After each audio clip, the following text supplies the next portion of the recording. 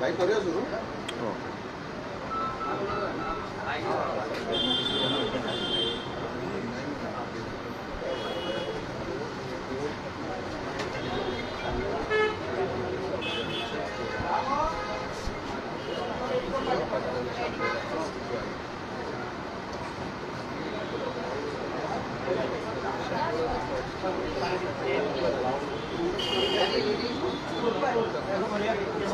हो.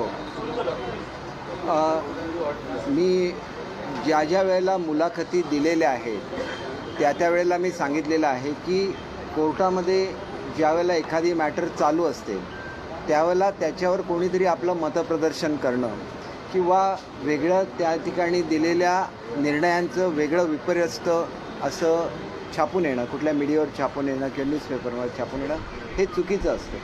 आणि आपण बघितलेलं आहे की एका भाषणामध्ये स्वतः चीफ जस्टिस साहेबांनी सुद्धा म्हटलेलं आहे की अशा रीतीच्या मीडिया ट्रायल्स होऊ नये. तर याचा मान सर्वांनीच ठेवावा अशी विनंती आहे.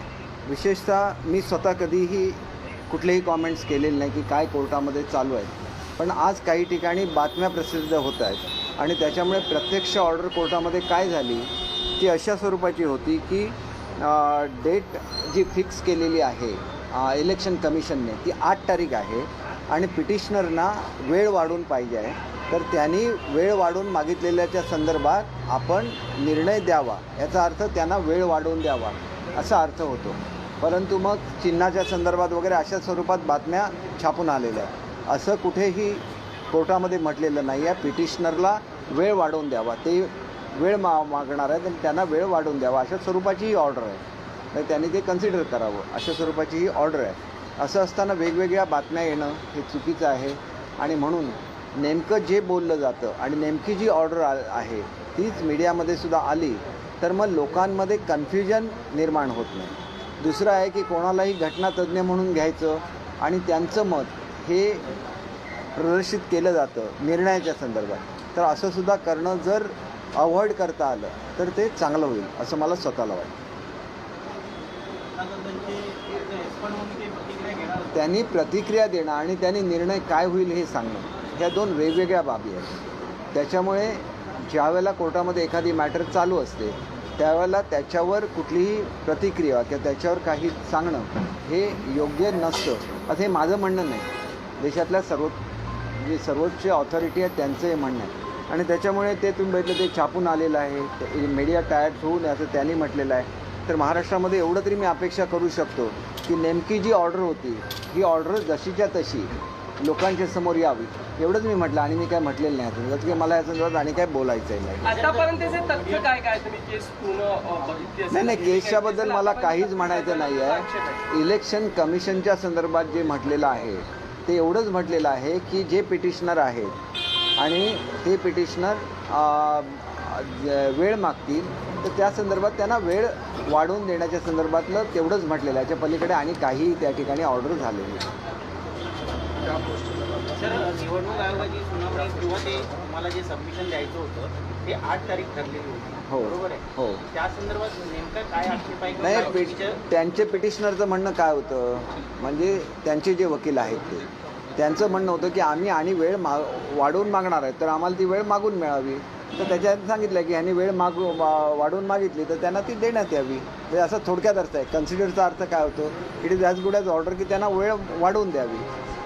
ह्याच्यामध्ये काहीच नाही म्हणजे कन्क्लुझिव्ह काही नाही. त्यांना वेळ वाढवून द्यावा एवढंच आहे. नाही आता मी सांगायला तुम्ही स्वतः बातम्या वाचून बघा. त्याच्यामध्ये काय येतं की चिन्हाच्या संदर्भात येतं किंवा इतर संदर्भात येतं. ती कुठलीही चर्चा झालेली नाही की त्या ऑर्डरमध्ये असं काही नाही आहे. फक्त वेळ वाढवून द्यावा एवढंच आहे.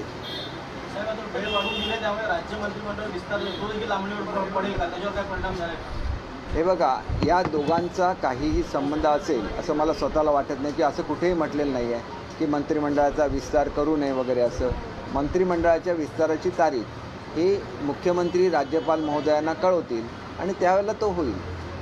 हिंदी में जानना चाहेंगे कि आज जिस तरीके से खबर चल रही है कि राज्य सरकार को कहीं न कहीं कोर्ट से झटका मिला है और खासकर उन्होंने इलेक्शन कमीशन को बोला है कि अभी इस पर फैसला ना दे जब तक कोर्ट में मामला नहीं चले। क्या है पूरा मामला और आपकी तरफ से? देखिए, जो ऑर्डर है वो स्पेसिफिक है।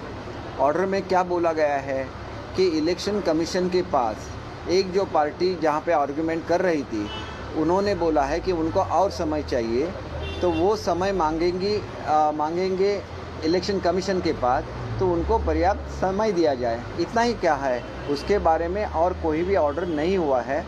तो मैं इतना ही बोलना चाहूँगा कि जब कोर्ट में कोई मैटर चल रहा होता है तो जैसे बोला गया है वैसे ही उसका न्यूज़ भी आना चाहिए, उस पर कोई कमेंट्स भी नहीं आने चाहिए। एक मान रहता है, सुप्रीम कोर्ट का मान रहता है, तो हर किसी को ये देखना चाहिए कि इस पर कोई कमेंट नहीं आए और जैसे भी बोला गया है कोर्ट में उसी तरह से उस न्यूज़ में भी वो आ जाए। इतना ही मेरा कहना है।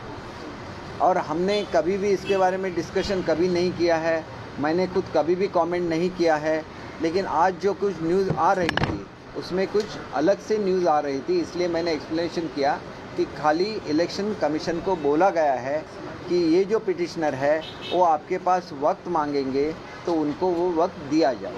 एक और सवाल है कि जिस तरीके से आज शिवसेना के कुछ नेता डीजीपी से मिलने गए और उन्होंने कहा कि इस राज्य के भीतर पुलिस यंत्रणा का दुरुपयोग किया जा रहा है सरकार की तरफ से हमारे कार्यकर्ताओं पर एक्शन लेने के लिए और एफआईआर रजिस्टर की जा रही है। देखिए, हर किसी को टॉप अथॉरिटीज़ को मिलने का हक है और जो भी उनको लगे वो कहने का भी हक है, लेकिन ये वास्तवता है या नहीं उसका निर्णय उस अथॉरिटी को करना है और उस पर उनको निर्णय करना है। तो डेमोक्रेसी में कोई भी जाके मिल सकता है डीजी जो पुलिस के हाईएस्ट अथॉरिटी है उनसे, और अगर कुछ एक आध आदमी ऐसा हो कि जिसको गलती से पकड़ा गया होगा तो उसे भी जस्टिस मिलना चाहिए। ऐसे हम लोग नहीं बोलते कि 10 लोग अरेस्ट होते हैं तो 10 में से 10 ही उनका कनेक्शन है। जिनका भी कनेक्शन होगा उनको उन पे एक्शन होना चाहिए, ये तो उनका कर्तव्य है कि उन पे एक्शन लेना। सर, शिवसेना नेत्यांकडून ही टीका करण्यात येते की पायाखालची वाळू सरकल्यामुळे अशा प्रकारच्या शिवसैनिकांवरती आता खोटे गुन्हे टाकले जात आहेत। वाळू सरकणार कशासाठी? वाळू सरकण्यासारखं काय झालेलंच नाही आहे। उलटं तुम्ही बघा की ह्या ठिकाणी सगळं महाराष्ट्राची जनता ही एका बाजूने आहे, तर वाळू सरकणार कशाला? वाळूच्याऐवजी मला असं वाटतं की सर्व जनतेने मुख्यमंत्री उपमुख्यमंत्र्यांचं कौतुक करतायत। रोज हजारोंच्या संख्येने लोक भेटायला येतात, ज्या ज्या ठिकाणी जात आहेत त्या ठिकाणी हजारोंच्या आणि लाखांच्या संख्येने लोक जमत आहेत। तर हे आपल्यातला मुख्यमंत्री असला किंवा आपल्यातला मुख्यमंत्री असले जे सर्वसामान्य लोकांना भेटतात, सर्वसामान्यांच्या कागदावर लिहितात। वैशिष्ट्य त्यांचं असं आहे की कोणाचा घेतलेला कागद आणि पीएकडे असा दिला असं नाही, त्याच्यावर ते लिहितात, खाली सही करतात आणि देतात। नुसते आलेला अर्ज दुसऱ्याकडे सरकवला असं मी कधीही त्यांच्या बाबतीत बघितलेलं नाही आहे। आणि त्याच्यामुळे लोकांना समाधान वाटतं की कोणीतरी आमचं ऐकून घेतं। राज्याचे प्रमुख आमचे आहेत, राज्याचे प्रमुख हे सर्वसामान्य लोकांचे आहेत। ही भावना एक सुखद भावना असते आणि ती भावना जर महाराष्ट्राची जनता अनुभवत असेल तर त्याचं कोणाला वाईट वाटत असेल आणि त्याच्यासाठी जर ते असे तुम्ही सांगितलेले शब्द वापरत असतील तर तो बघणाऱ्याचा दोष आहे। केसरकर साहेब, मुख्यमंत्री सक्तीचा त्यांना आराम करायला सांगितलं डॉक्टरांनी, उपमुख्यमंत्री तातडीने दिल्लीला रवाना झालेले आहेत। यामुळे मंत्रिमंडळ विस्तार पुन्हा एकदा लांबणीवर पडण्याची शक्यता आहे का? तुम्हीच म्हणाला होतात या आठवड्यात मंत्रिमंडळ विस्तार होणार। मी 100% म्हणालो होतो की 4 दिवसामध्ये मंत्रिमंडळ विस्तार होईल। मला ज्याप्रमाणे वरिष्ठ सांगतात, मी प्रवक्ता आहे, मी काय निर्णय घेत नाही कुठल्या तारखेला मंत्रिमंडळ विस्तार व्हावा। ज्यावेळेला मला सांगण्यात आलं होतं की 4 दिवसामध्ये मंत्रिमंडळाचा विस्तार होईल, मी ती बातमी जशीच्या तशी आपल्याला सांगितलेली होती आणि त्याच्यानंतर 4 दिवसानंतर आपल्याला माहिती आहे की रविवार येत होता। आता काही कारणामुळे त्यांना एखाद दुसरा दिवस वाढवायला लागला, तर त्याच्यामध्ये चुकीचं काही नाही, तो त्यांचा अधिकार आहे। आणि त्याच्यामुळे मुख्यमंत्री महोदय ज्यावेळेला राज्यपाल महोदयांना कळवतील की आज विस्तार करायचा आहे त्यावेळेला तो विस्तार होईल आणि तो लवकरच होईल, याच्याबद्दल कुठल्याही मनात शंका बाळगू नका।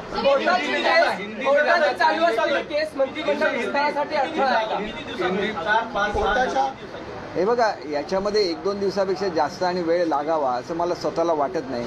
आणि समजा त्यांना उद्याच करायचं असेल तर त्यालासुद्धा कुठलं बंधन नाही आहे, शेवटी ते त्यांच्या मनावर आहे। आणि त्याच्यामुळे शेवटी असं असतं की याद्या ज्या वेळेला फायनल होत असतात त्यावेळेला दिल्लीच्या फ्रिक्वेंटली व्हिजिट्स करायलाच लागतात. ज्या वेळेला एवढ्या वेळेला दिल्लीला जातं आहे त्याच्या अर्थी तुम्ही समजलं पाहिजे की याद्या जवळजवळ फायनल होत आलेल्या आहेत. सर कल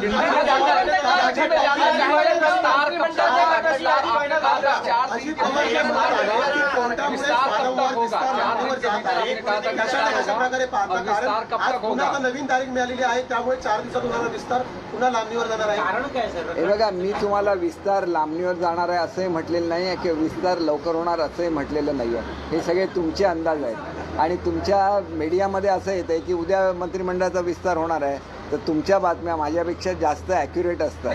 त्याच्यामुळे मी काय त्याच्यावर कॉमेंट करणार नाही. उद्या मी नाही म्हटलं आणि उद्याच झाला विस्तार तर तुम्ही म्हणणार की आम्ही तुमच्यापेक्षा जास्त आम्हाला माहिती आहे. तर तुम्हाला नेहमी जास्त माहिती असते. रखडण्यामागचं कारण काय आहे? कारण का महिनाभूमी जास्त झालं त्याचं कारण काय? अहो रखडला कुठे? मी तुम्हाला सांगू, साऊथमध्ये एका राज्यामध्ये एकच मुख्यमंत्री होते आणि आहेत आता सध्या सुद्धा ते मुख्यमंत्री आहेत त्या आणि त्यांचे राज्याचं उदाहरण 3 या राज्याला कशाला?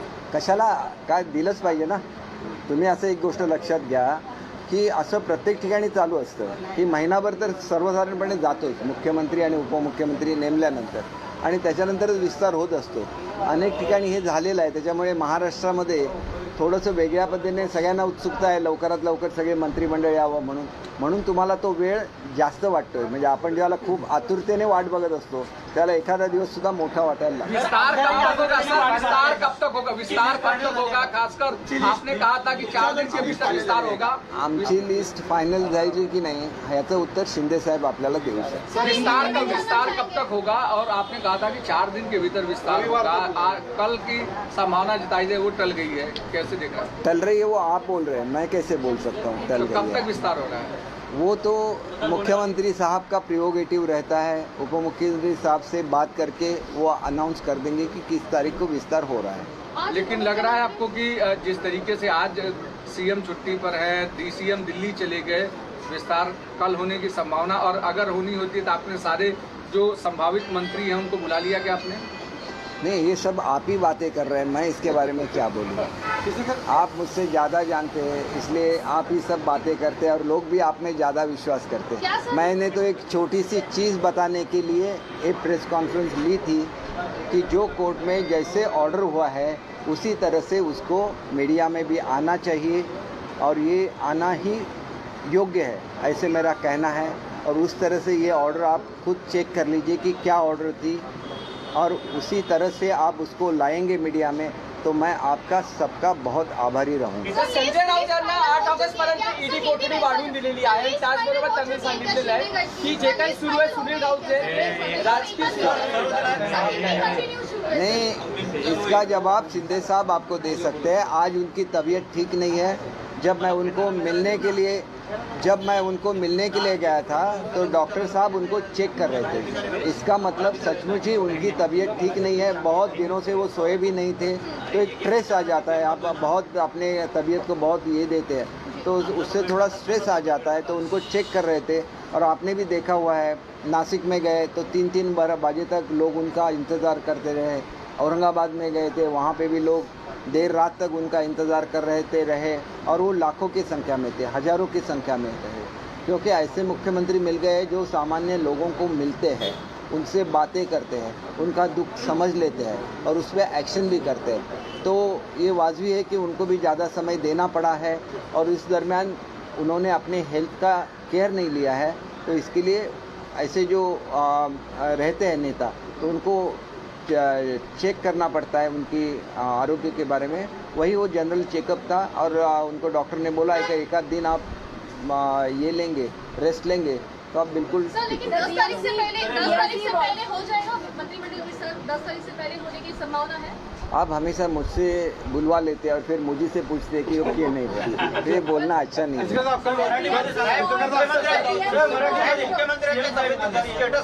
सीएम साहेबांचे जनरल चेकअप चालू होता ज्यावेळेला मी गेलेलो होतो. ते आजारी नाही आहेत परंतु त्यांनी स्वतःला ओव्हरस्ट्रेन करून घेतलेलं आहे. कित्येक दिवस ते झोपलेले नाही आहेत. महाराष्ट्राच्या दौऱ्यावर ज्यावेळेला ते जातात त्यावेळेला 2-2, 3-3 वाजेपर्यंत लोक त्यांची वाट बघत रस्त्यावर थांबतात आणि मग त्या लोकांना तसंच सोडून जाणं त्यांना योग्य वाटत नाही. त्याच्यामुळे 3 वाजता एखाद्या ठिकाणी ते लोकांना भेटले आणि परत झोपायला गेले तरी ते 5-6 वाजता झोपायचं, परत 7 वाजता 1-2 तासाची झोप ही कोणालाही पुरेशी नसते. परंतु मुख्यमंत्री सातत्याने गेले 8 दिवस हे करतायत की अजिबात झोपत नाही आहेत. तर कुठेतरी त्यांनी आपल्या जर तब्येतीची काळजी घेतली तर ते लोकांची अधिक चांगली सेवा करू शकतील, असं माझं व्यक्तिगत मत आहे, जे मी त्यांना बोलून दाखवलं. सर, कल कैबिनेट की बैठक में एक बड़ा फैसला महाराष्ट्र विकास की आघाड़ी को और झटका लगा है. जो वार्ड रचना थी उसको रद्द करके पुरानी रचना के आधार पर ही 2017 के आधार पर ही चुनाव दिए जाएंगे. कांग्रेस के फेवर ये में तो कांग्रेस में खुशी है, कांग्रेस ने खुशी जताई इस पर। नहीं, किसी ने भी खुशी जताने दीजिए, आखिर तो जीतना तो हमें ही है, इसलिए उनकी जो खुशी है आज खुशी मनाने दीजिए. जब रिजल्ट आएगा तो हम लोग खुशी मनाएंगे, क्योंकि हमारे ही जो युति के कार्यकर्ता है वो हर जगह पे जीतने वाले हैं, क्योंकि महाराष्ट्र की जनता हमारे साथ है. ये वार्ड की पुनर्रचना करने की वजह क्या थी? ये मैं नहीं बोल सकता, जिन्होंने की उनको पूछना पड़ेगा. सर, लेकिन सर, ये फक्त बीएमसी चुनाव में जो है वो शिंदे गुट और बीजेपी एक साथ चुनाव मैदान में उतर बिल्कुल सकते हैं। बिल्कुल लड़ेंगे. हम हर इलेक्शन इकट्ठा लड़ेंगे, चाहे वो कॉरपोरेशन का इलेक्शन हो, चाहे वो नगर पालिका का इलेक्शन हो, चाहे वो जिला परिषद का इलेक्शन हो, चाहे वो पंचायत समिति का इलेक्शन हो, या तो छोटा से छोटा जो इलेक्शन रहता है वो ग्राम पंचायत का रहता है, उसमें भी हम इकट्ठा लड़ेंगे. और हमारी एकता क्या है वो जनता को दिखाएंगे, उनको न्याय देंगे. सुनील राऊत ने बयान दिया है की संजय राऊत को हिअरिंग होऊ शकते, पण तुम्ही इलेक्शन कमिशन कुठलाही निर्णय घेऊ शकत नाही हे तरी स्पष्ट म्हटलेलं आहे कोर्टाने. याबाबत कुठलाही नाही असं तुम्ही ऑर्डर वाचून बघा ना. तुम्ही ऑर्डर का वाचून बघत नाही? ऑर्डर क्लिअर आहे की त्यांना वेळ द्या, निर्णय घेऊ नका, असं कुठल्या ऑर्डरमध्ये म्हटलेलं असेल. चिन्हाचा निर्णय घेऊ नका. अहो, मी आता तुम्हाला ऑर्डर वाचून दाखवली, इंग्रजीमध्ये ऑर्डर आहे, मी तुम्हाला वाचून दाखवली, त्याच्यामध्ये कुठे असं आहे का? हे बघा, वकील काय मांडतात हा वेगळा भाग असतो. तुम्ही जी बेंचने ऑर्डर दिलेली आहे, ऑर्डर वाचा. माझ्याकडून वाचण्याची गरज नाही आहे. हे सगळे जे लॉ बुक्स येतात, या लॉ बुक्समध्ये हे छापून येतं, ते तुम्ही इंटरनेटवरून काढा आणि त्याप्रमाणे लिहा. एवढीच माझी साधी मागणी आहे. ती ॲक्च्युअल ऑर्डर असते. जो पिटिशनर असतो तो वेगवेगळ्या बाजू मांडत असतो, पण त्यांनी मांडलेली बाजू म्हणजे त्याच्यावर दिलेली कोर्टाने दिलेली ऑर्डर अशी नाही. कोर्टाची ऑर्डर लेखी असते आणि ती जर स्पीकिंग ऑर्डर असली तरी ती त्या लॉ बुकमध्ये तशीच्या तशी येते. इतर ठिकाणी काय छापून येतं मीडियामध्ये हे महत्त्वाचं नसतं. तुम्हाला ती इंटरनेटवर मिळेल आणि ती तुम्ही इंटरनेटवर बघा आणि मग तुम्ही तशी ती छापा. एवढी मी सर्वसाधारण साधी विनंती केलेली आणि आपण या विनंतीचा मान ठेवाल अशी मी सुनील राउत ने बयान दिया है कि एक साजिश के तहत संजय राउत को फंसाया जा रहा है. जल्द से जल्द 2 से 3 दिन में एक प्रेस कॉन्फ्रेंस लेंगे और पूरे डॉक्यूमेंट के साथ मीडिया के सामने आएंगे. देखिए, ये सब अंदाज रहते हैं. मैं भी ऐसे बोल सकता हूँ कि वो जो एनवलप पे लिखा हुआ था वो सुनील राउत जी का हस्ताक्षर है या नहीं, वो भेज दीजिए हस्ताक्षर करने के पास. ऐसे भी हम लोग कुछ भी बोल सकते हैं ना. उस बोलने से क्या होता है? वो तो सचमुच में किसका हैंड राइटिंग है उसको चेक करना चाहिए, तो आपको मालूम पड़ेगा कि साजिश कौन कर रहा है. साजिश तो ऐसे व्यक्ति के खिलाफ होती है जो एक महनीय व्यक्ति होता है, और कोई भी लिख सकता है किसी भी एनवलप पे, और वो हस्ताक्षर किसका है वो भी चेक करना चाहिए, ऐसे मेरा मानना है. लेकिन ये करना न करना वो जो इन्वेस्टिगेटिंग एजेंसी है उसका काम है. इसके बारे में मैं क्यों बोलूँ? तो इन्वेस्टिगेशन चल रहा है तो इन्वेस्टिगेशन चलने दीजिए. फिर उसके क्या बारे में कोर्ट में आज बहस भी चल रही है, तो इसमें हम लोग ऐसी चीज़ों में कभी भी कमेंट नहीं करते हैं, आगे भी चल के कभी भी कमेंट नहीं करेंगे. राजकीय सूडबुद्धीने कारवाई केली जाते असं सुनील राऊत म्हणतात. संजय राऊतचे भाऊ आहेत आणि त्याचबरोबर 8 तारखेपर्यंत पोलीस कोठडी त्यांना वाढवून दिली. याचा अर्थ असा आहे की कोर्टाने वाढवून दिलेली आहे. याचा स्पष्ट अर्थ असा आहे की त्यांच्यावर सूडबंदीने कारवाई होत नाही आहे, नाहीतर कोर्टाने वाढवून दिली नसती कस्टडी. किरीट सोमय्या म्हणतात की प्रताप सरनाईक आता पवित्र झाले. कारण ते अंतर झाले म्हणून ते पवित्र. हे बघा, मी आपणा सर्वांनाच विनंती करतो की एजन्सीजना आपलं काम करून दे. मीडियामध्ये काय येतं आणि खरं तर लोकांनी मीडियासमोर येऊन काहीही स्टेटमेंट देण्यापासून लांब राहिलं पाहिजे. कारण स्टेटमेंट येतात त्यावेळेला इन्व्हेस्टिगेशन चालू असतं, स्टेटमेंट येतात त्यावेळेला कोर्टामध्ये केसेस चालू असतात. त्याच्यावर कुठल्याही तऱ्हेचा दबाव येणार नाही, या कसलाही परिणाम होणार नाही याची काळजी प्रत्येकाने घेतली पाहिजे असं मला वाटतं आणि मी ते त्यांच्या हिताच्या दृष्टीने तसं ते त्यांना विनंती करतो.